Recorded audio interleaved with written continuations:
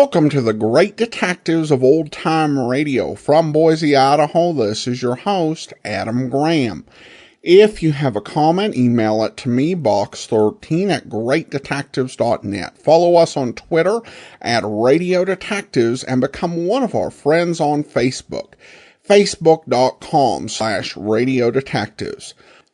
Now, you can support the show on a one-time basis at support.greatdetectives.net. You can mail in a donation to Adam Graham, P.O. Box 15913, Boise, Idaho 83715. Or you can send a donation through the Zelle app to box13 at greatdetectives.net.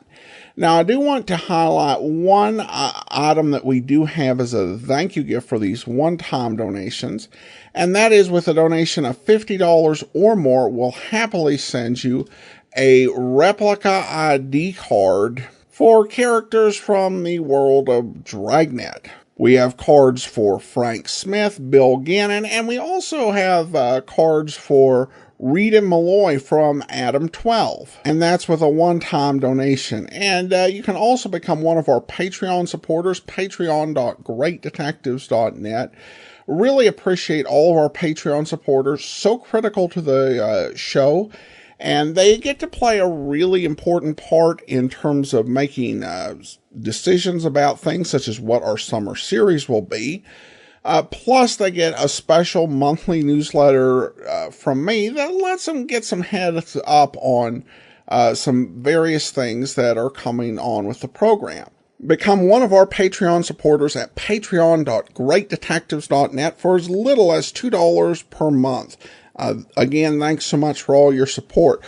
Also, over at greatdetectives.net, I take a look at some of my most wanted missing recordings. Ones that I would be absolutely thrilled if they came into circulation, even more than normal episodes that did. Just specific ones that I've kind of like, I really would like to have a listen to that. And you can get all my articles automatically delivered to your Kindle. You can try that service out free for 2 weeks. Just search for the Great Detectives of Old Time Radio in the Kindle store. All right, well, now it's time for today's episode of Dragnet. The original air date, November the 3rd, 1953. And this one is The Big Rain.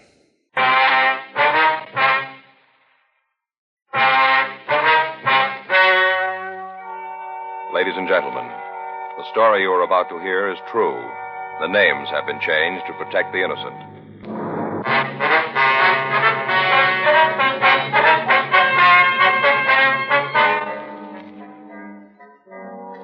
You're a detective sergeant.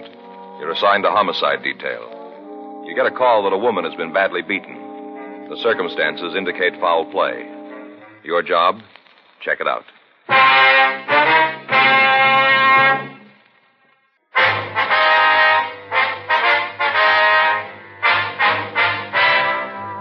Dragnet, the documented drama of an actual crime. For the next 30 minutes, in cooperation with the Los Angeles Police Department, you will travel step by step on the side of the law through an actual case transcribed from official police files. From beginning to end, from crime to punishment, Dragnet is the story of your police force in action.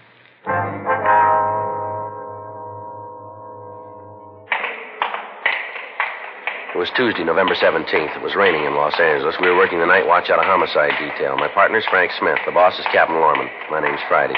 We were on our way back from the main jail, and it was 11:27 p.m. when we got to room 42. Homicide.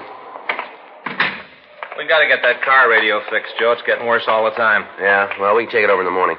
Thing almost knocked me right out of the seat when I called in tonight. As soon as you press the button, bang, you get a shot. Yeah, well, I was out with Lopi yesterday. He picked up the mic. I thought he was going to climb right out of the window.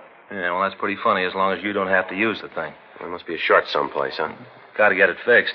You know, I must have used $1 worth of dimes calling in today. If this keeps up, I'm going to have to give up lunches. Well, that wouldn't hurt you either. That's not kind, Joe. I've lost 7 pounds in the last 2 weeks. Where? I'm going to see about a transfer. Well, let's finish up this report so we can get out of here. What do you say? Okay, I'm with you. Hot shot, I get it.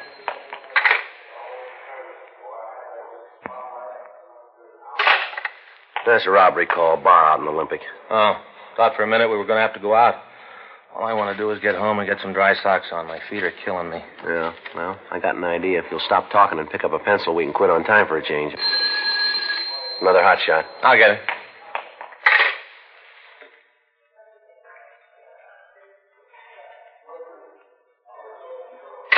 Get your hat. Bleeding out in Hollywood. Yeah? Woman found her laying in the gutter. She's still alive? Was when they got the call. We better step on it, though. Uh-huh. They don't know how long she's going to last.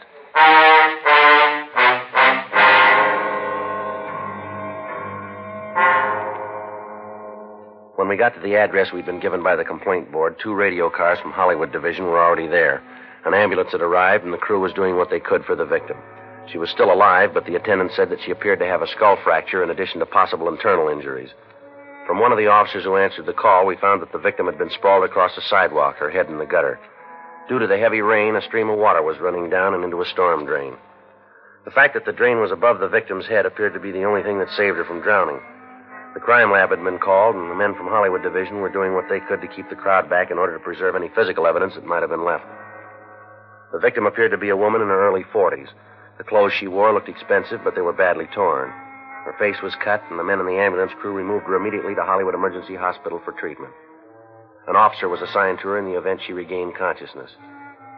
When she was found, her left shoe was missing, and there was no sign of any purse or wallet. None of the people who'd gathered in the crowd could give us an identification of her. The homes in the vicinity were large, and the area was sparsely populated. The nearest house to the place where the victim was found was at least 300 feet down the street. We talked to the people in the crowd and found that the man who'd made the original call was still supposed to be there. We checked with the officers in the radio unit, but they said they hadn't seen him. From them, however, we found that the call had been from the home of a Mr. and Mrs. Roger Heflin. We contacted them, and they came back to the scene and pointed out the man. Frank and I took him over to our car for questioning. All right, Johnson, you want to tell us what happened? I don't know. You called the police, didn't you? Yeah, I called them. You found her? Yes, sir. She was lying in the street like that. I got scared and I called the police. I thought maybe she was dead. What were you doing up here this time of night?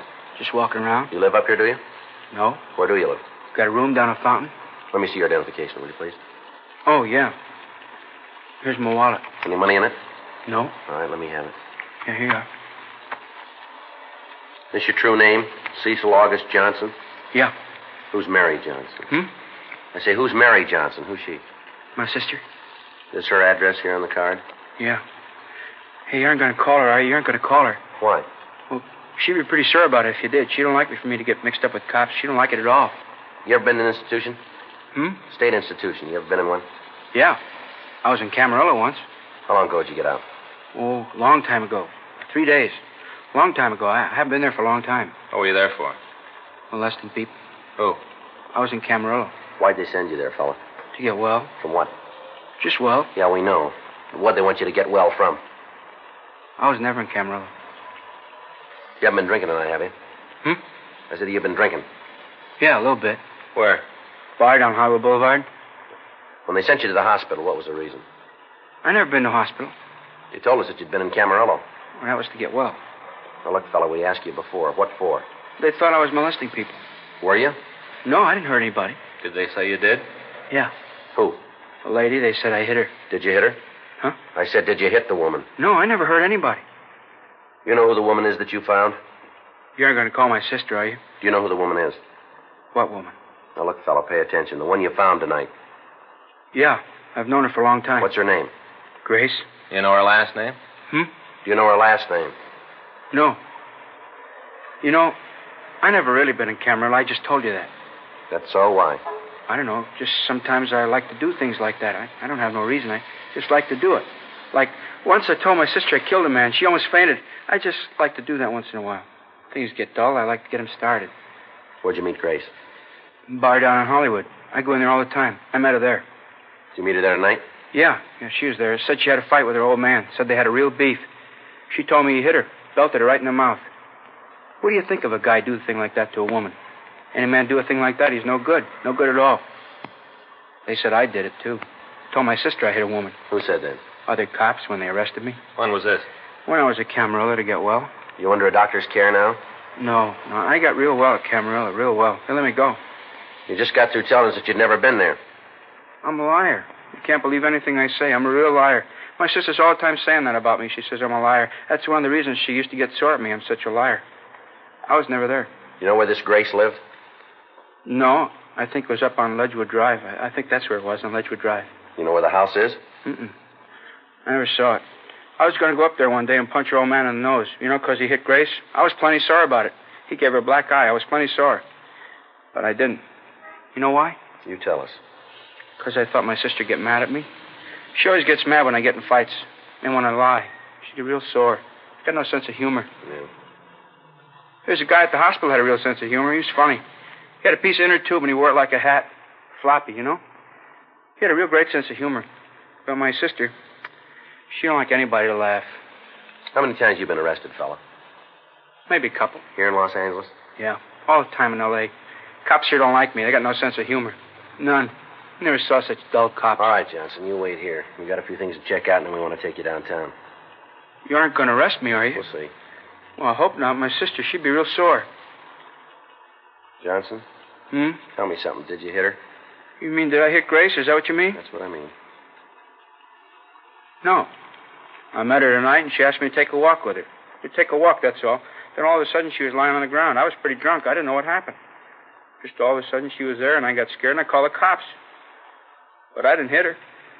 I wouldn't do a thing like that to Grace, not me.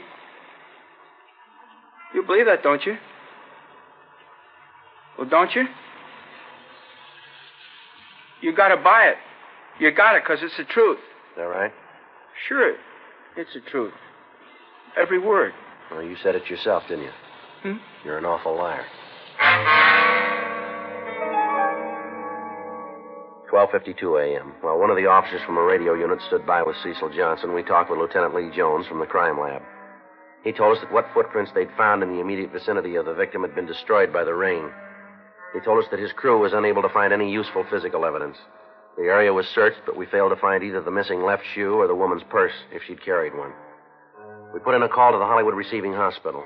Dr. Elwyn Terrell told us that the victim was suffering from a fracture of the skull and apparently several broken ribs. He told us that the woman was in a deep coma and she couldn't be questioned at that time. We asked him to contact us through the business office in the event that she regained consciousness.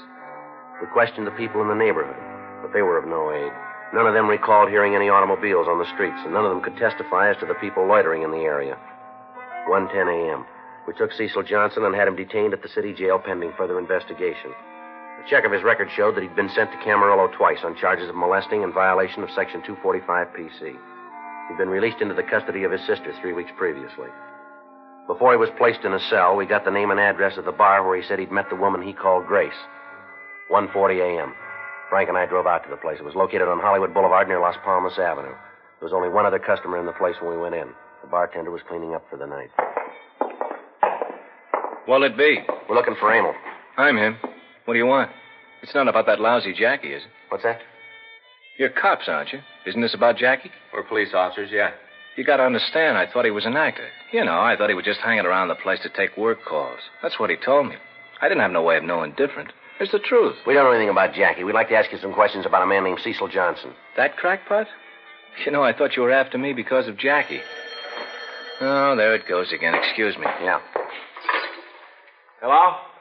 Here it is. No, he ain't here anymore. What? I don't care how the horse did. Jackie ain't here. Now, don't call me no more.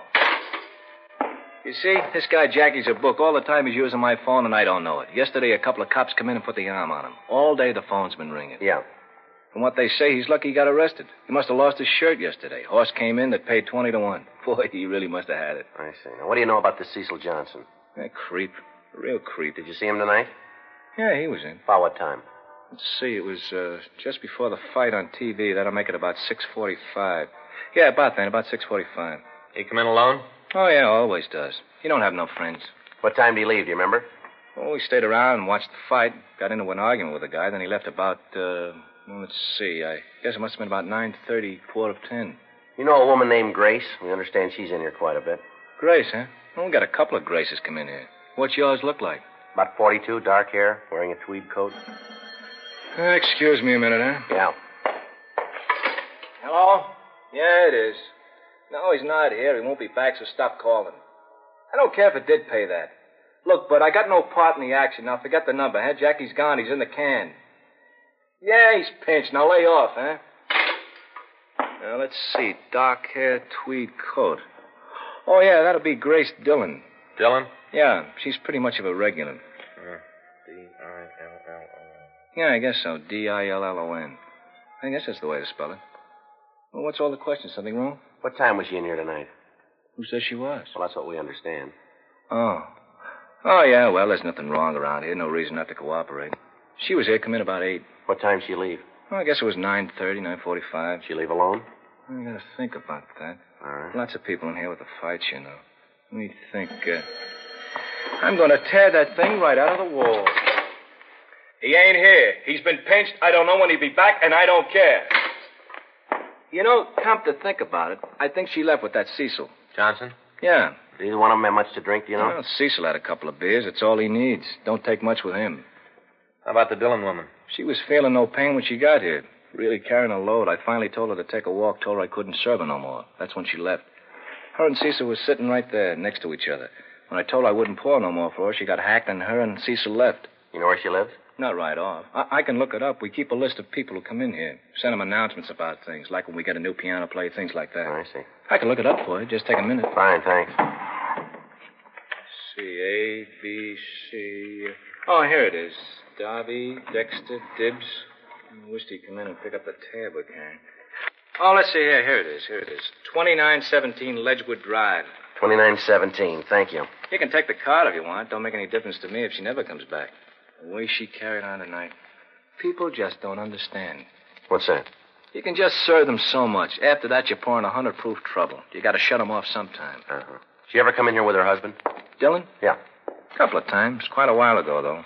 They came in late one night, sat back there in the booth, had a couple of quick belts. He drinks Irish whiskey, likes it neat. They had a big beef. I finally had to go back and ask him to go out. He's a real bum. He's mean. Mm-hmm. Yeah. The kind of guy where to know him is to hate him. You know the kind? Yeah. He ain't here. I don't care how much you lost. He's in the cannon. What? Oh, yeah, honey. Well, I didn't know it was you. Uh-huh. Yeah, I'll be home early as soon as I close up. Right. Yeah, well, I do, too. What? All right, honey. I love you. I do, too, mean it. Look, honey, there's a couple of men here I got to talk to, huh? Well, yeah, as soon as I close up, yeah. Goodbye, honey. What?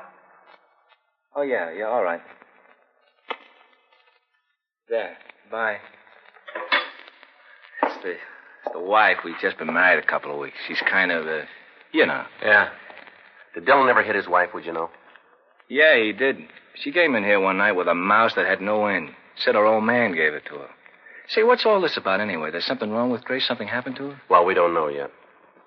Well, let me give you this for free. If there's anything happened to her, 6 to 1 even was her old man. He's a real bum. He's mean. Anything wrong, and it's him that caused it. You better talk to him. You'll find out. All right, sir. Thank you very much. Yes, sir, we will. Thanks. No, not at all. Glad to help out. All right. Good night. Say, you guys going downtown? Yeah, that's right. To the jail? Yeah. Well, if you see Jackie, will you give him a message for me? All right. What's that? Tell him if he gets out, I don't want him back here no more. Okay. Guy ties up my phone.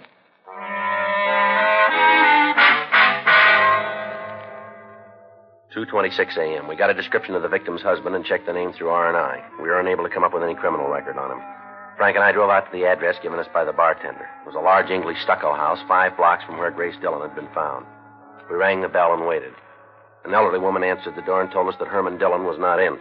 She explained that she was a babysitter and that she'd been called to take care of the couple's 3 children. She went on to say that Mr. Dillon had left the house at approximately 10:15 p.m. and had not yet returned. We called the office and arranged for a stakeout to be set up on the house.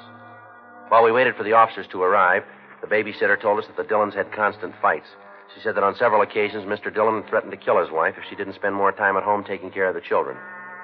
She went on to explain that there'd been an argument that evening, and that after a loud fight, the wife had left the house. After she'd been gone for over an hour, Herman Dillon left to find her. 3:02 a.m. The officers arrived. We asked them to wait for the husband to return and then to notify us immediately. Frank and I drove downtown and checked into the crime lab. We talked with Lieutenant Lee Jones regarding his findings. He told us that he'd gone over the victim's clothing, but he was unable to find any physical evidence to help us in finding her assailant. 3:46 a.m. We checked into the office and put in a call to the hospital. How do you spell that, Doc? Huh? A-D-E. Yes, sir. Do you have any idea when that might be? I see, sir. Mm-hmm. Well, if you'll let us know. Right. Yeah, the business office here will know how to reach us. Right. Thanks again. Good night, Doc. How is she? Well, the doctor says he's finished his examination. She's got a frontal bone fracture, 3 broken ribs, cuts, and contusions. She gonna be all right? Yeah, you think so. Says she might come out of it any time. Says it looks like she might have been thrown from a car. Well, that'd explain the missing shoe and purse, wouldn't it? Yeah. You have any idea when we can talk to her? No, might not do any good anyway. What do you mean? Well, the doc says this kind of fracture can produce a retrograde amnesia. Huh? She won't remember anything.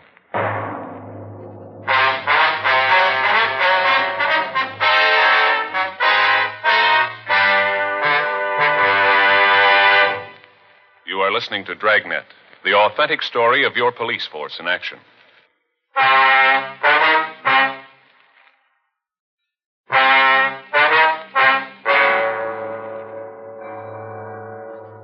A.m. Frank and I signed out of the office and we went home. At 5:13 a.m., I got a call that the husband of the victim, Herman Dillon, had returned home. The officers who called said that they were bringing him down to the city hall. I got in touch with Frank, and by the time we got to the squad room, Dillon was already there. He appeared dazed and acted as if he'd been drinking heavily. We sent out for some black coffee for him. He apparently didn't know what had happened to his wife. What's all this about, anyway? What are you dragging me out of my house like this for? Got a few questions we want to ask you, Dillon. What do you got that's so important you got to go through it at 6 in the morning? When'd you see your wife last? About 7:30 last night. Why? How do you and your wife get along? We've been married for 10 years. Not much of an answer, mister. You're not married. Been married 10 years, and it's an answer. Been married 10 years, it's all the answer you need. Well, maybe you better spell it out for me. After that long, you have a few disagreements. Bound to. You know, being together all that time.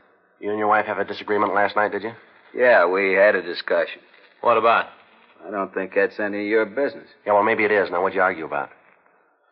Running around. Wasn't a real argument, just a discussion. The way we got it, it was more than that. And you got it wrong. We heard you hit her a couple of times. That's a lie. I might have shoved her a little. She had it coming, though, all the time running around. We got 3 kids, 3 little kids, and she doesn't care that for them.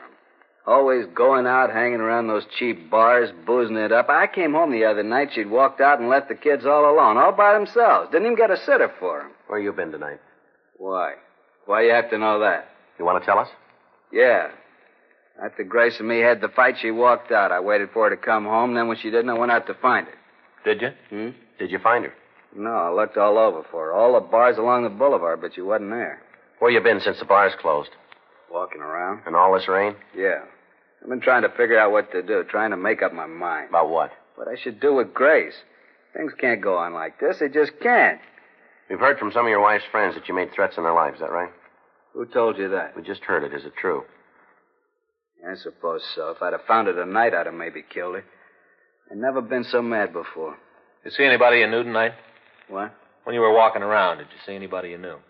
No, why? When you got no way to prove where you were. Why'd I have to do that? Might make things easier on you. Hey, what's this all about, anyway? Why are you asking all these questions about me and Grace? What are you trying to say?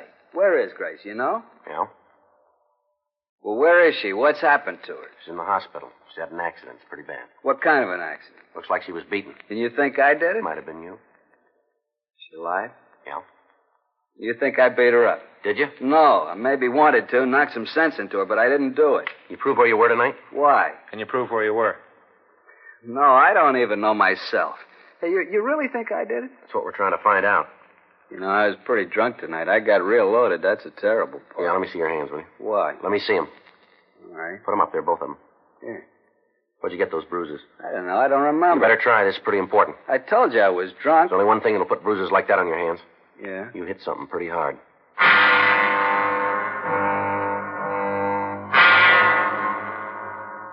Herman Dillon was detained pending further investigation. We'd called the hospital, but there was no change in Mrs. Dillon's condition. Because of the lack of physical evidence, her testimony was essential in apprehending the person who'd beaten her. We had 2 prime suspects. Cecil Johnson, who was known to have been in her company when she left the bar. Johnson's record indicated that he was capable of committing the crime. On the other hand, the victim's husband had stated that he might kill her. He was unable to explain his movements at the time of the attack. The only person who could tell us the true story was the victim herself, and we had the doctor's statement that she might not remember the events immediately leading up to the beating. At 10:14 a.m. the following morning, the officer called from the hospital telling us that Mrs. Dillon had regained consciousness and could be questioned. The doctor told us that she was calling for her husband and asked that we bring Dillon with us. We went by the city jail and picked him up, and then we drove over to the hospital. The doctor told us that Mrs. Dillon was in a weak condition and that we couldn't talk to her at any length. Frank, Dillon, and I went into her room and waited for her to open her eyes. That's you, Herman? Yes, dear. You're not mad at me, are you? You're not still mad at me? No, dear, I'm not. Oh, that's good. I was afraid you still were mad. You know, Herman, you shouldn't have hit me like you did. I know maybe I had a reason, but you shouldn't have hit me. Can you tell us what happened, Mrs. Dillon? Who are you? Police officers. What are you doing here? Trying to find out who did this to you. It wasn't anybody did it. Ma'am? It wasn't anybody. I did it myself. Silly did it all by myself. I don't believe I understand, Miss Dillon. Herman and me had a fight, and I walked out. I was going to leave him. I went down and had a few drinks, just a few, and I got to thinking about me and Herman. How I was such a bad wife. I got to thinking about the kids and how I was a bad mother. You aren't still mad at me, are you, Herman? Really, in your heart? No, Grace, I'm glad you're going to be all right. That's all that counts. You want to tell us what happened, Miss Dillon, please? I was on my way home. I was going back. Cecil was walking home with me. It was raining pretty hard, and we came to a gutter that was full of water. I stepped up on the curb to go around it. I didn't want to step in the water, and I fell.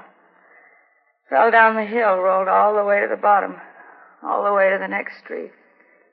I remember falling. I remember laying in the street down below and how I couldn't move. I didn't know about anything else after that. Until just when you got here, Len, I don't remember much of anything. You mean that you fell down yourself, that nobody beat you up, huh? No. Herman hit me when I was home. He got mad at me and hit me. But he was right. You were right, honey. Real right. But it's going to be different, I promise you. Just as long as you ain't still mad at me. That's all that matters, that you ain't mad. Now, take it easy, honey. Everything's going to be all right. Just take it easy and try to get some sleep. I love you, Herman. I love you very much. And I'm going to make it all up to you, all the bad times. I'm going to make it all up to you. I love you too, Grace. Now, you go to sleep. Get some rest. All right, honey. All right, thank you, Miss Dillon. We better go.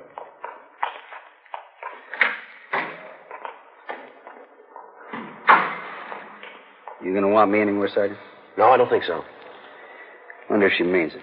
If she really does. What's that? About making it up to the kids, how things are going to be different. Well, I don't know. She said she would. That's just it. She said it so many times before.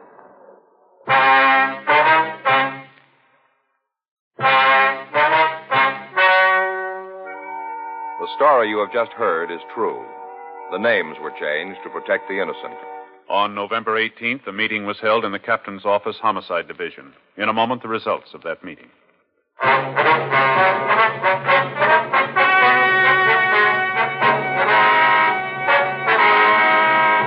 Since no crime had been committed, no legal action was taken against Mr. and Mrs. Dillon.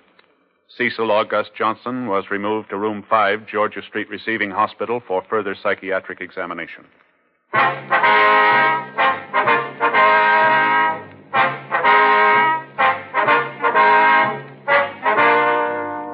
You have just heard Dragnet, a series of authentic cases from official files. Technical advice comes from the Office of Chief of Police W.H. Parker, Los Angeles Police Department.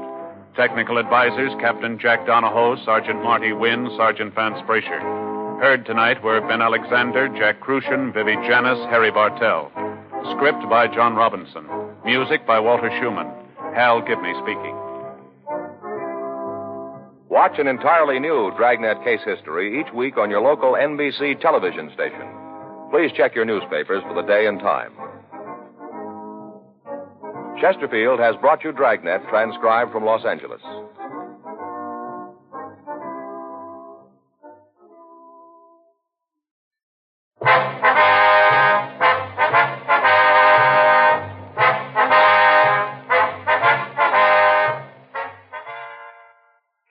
Hear Frank Sinatra as Rocky Fortune tonight on the NBC Radio Network.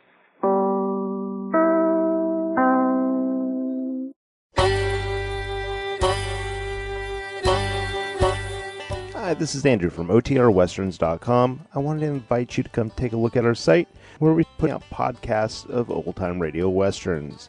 Check us out at OTRWesterns.com. You're listening to The Great Detectives of Old-Time Radio with Adam Graham. Now let's get back into the show.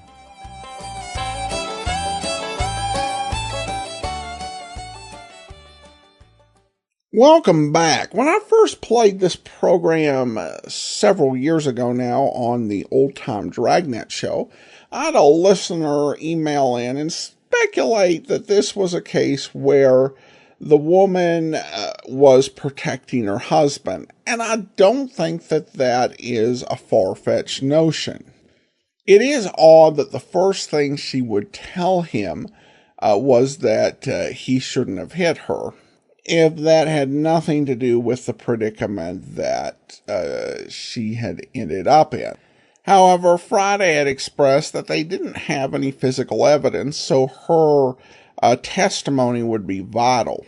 So the officer's really in a situation where there's not a whole lot that can be done.